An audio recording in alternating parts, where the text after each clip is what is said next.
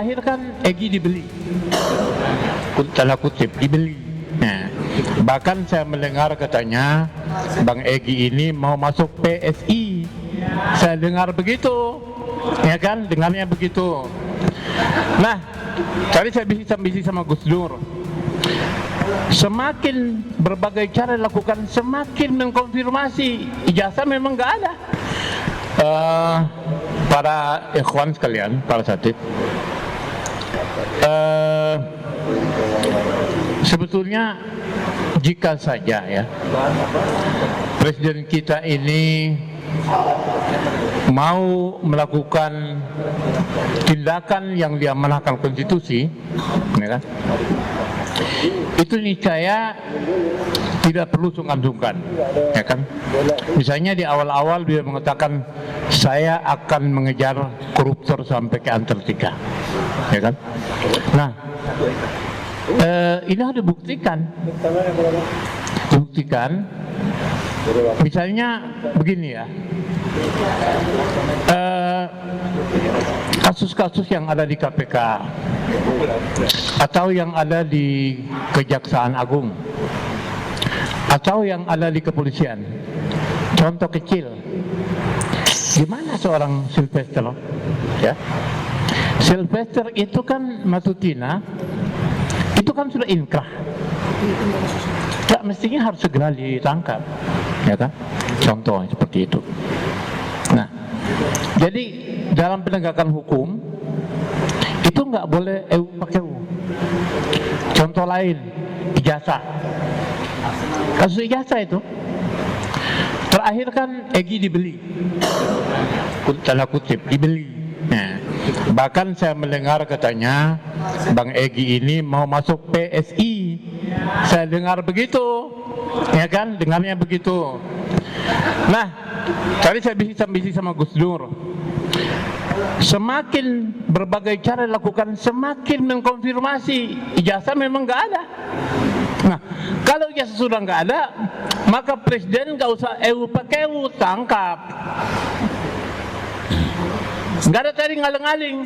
Kalau Bang Herman tadi bilang di Cina, ya Cina kan kejauhan, ya kan?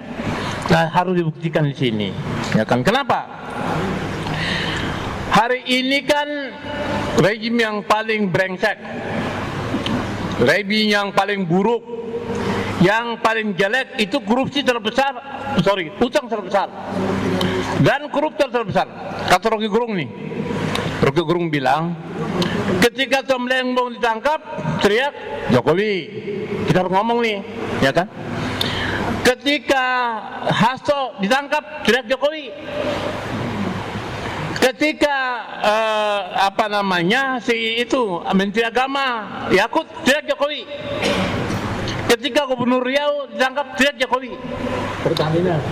Ya, ketika Dirut Pertamina Nike, teriak Jokowi. Kok kenapa gitu loh, ya kan? Padahal nggak usah takut.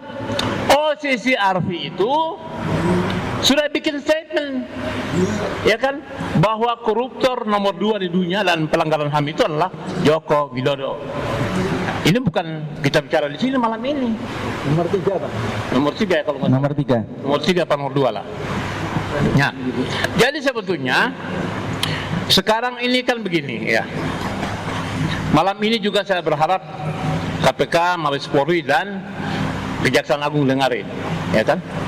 Artinya begini kan, kalau Kejaksaan Agung, KPK sudah mulai itu, kemarin langkap tuh di Depok, ya kan, menangkap Ketua PN, wakil dan beberapa orang.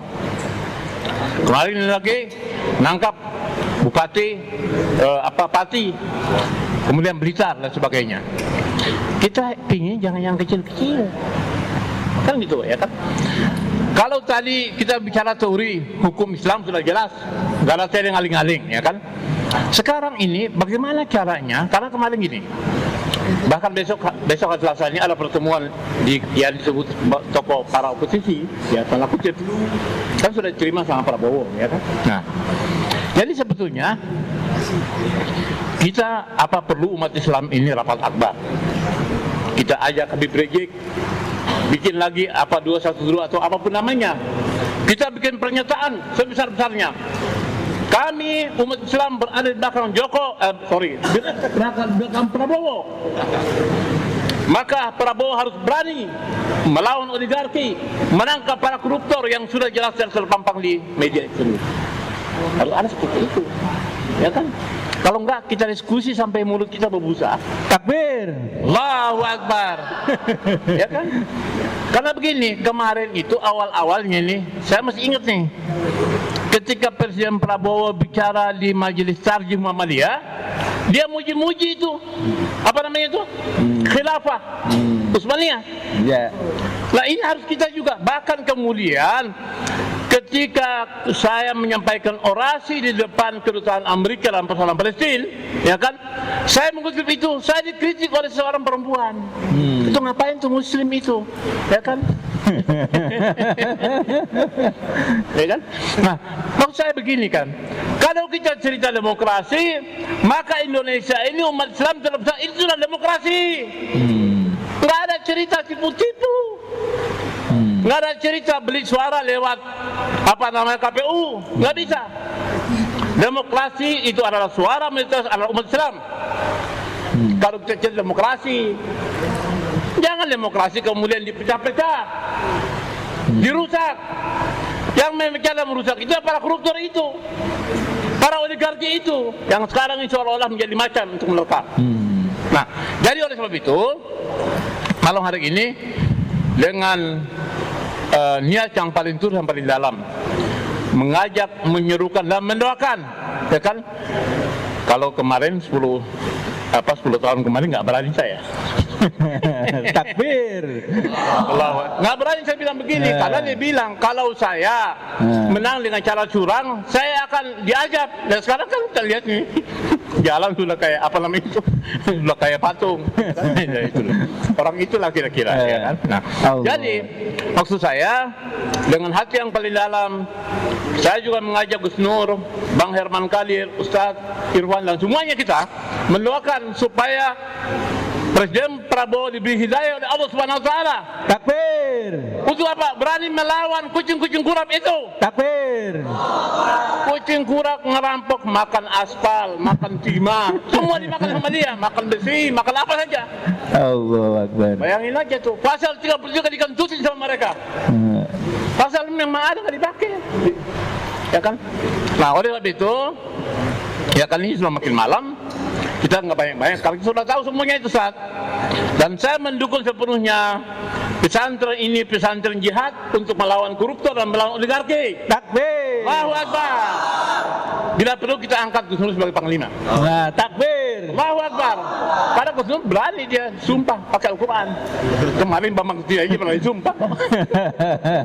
Nah, jadi oleh sebab itu sekali lagi ya para asatid, para ikhwan semua dan para perbisa yang dimanapun anda berada, negeri ini dimerdekakan oleh umat Islam dengan perkataan takbir. Allahu Akbar. Allahu Akbar. Proklamasi bulan puasa itu adalah hadiah umat Islam. Tanggal 10 November itu banyak ribuan kiai dan ulama meninggal untuk membela mempersangka kemerdekaan. Negeri ini kita nggak boleh susah, nggak boleh miskin, ya nggak boleh kemudian menjadi terhina. Dan penguasanya adalah oligarki dan orang-orang yang zalim itu. Sekian. Assalamualaikum warahmatullahi wabarakatuh. Allahu Akbar.